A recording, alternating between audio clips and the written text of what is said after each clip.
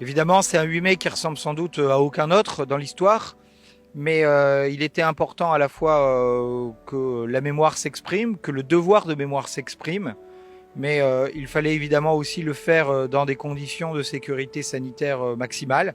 C'est ce que nous avons fait avec les élus d'Aix-les-Bains, avec Madame la députée. Je veux les remercier d'ailleurs.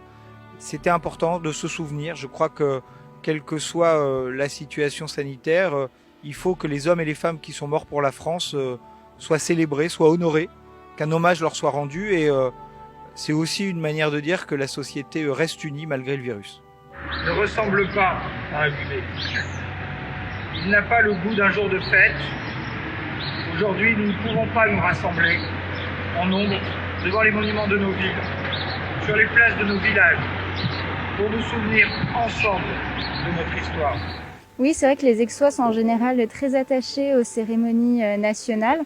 Donc aujourd'hui, ça me semblait important d'être présente pour les représenter et pour avoir respecté quand même le devoir de mémoire avec les associations patriotiques et monsieur le maire.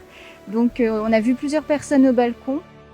Au-delà de la commémoration, c'est aussi un symbole, même en comité restreint, de voir le maire qui représente la commune, donc la communauté des Aixois, le préfet qui représente l'État, la députée qui est l'élu de la nation.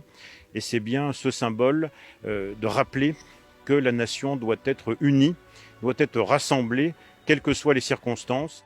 Mais on a appelé effectivement, comme d'ailleurs dans toutes les communes de France, les habitants qui le souhaitaient, de marquer leur attachement à la nation, à la patrie, en pavoisant leurs balcons, leurs fenêtres, quand ils le pouvaient, quand ils le souhaitaient.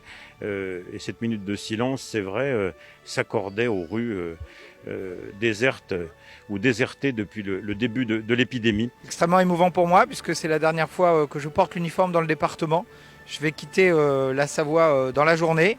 Et effectivement, symboliquement, c'était aussi fort pour moi d'être présent pour ce 8 mai.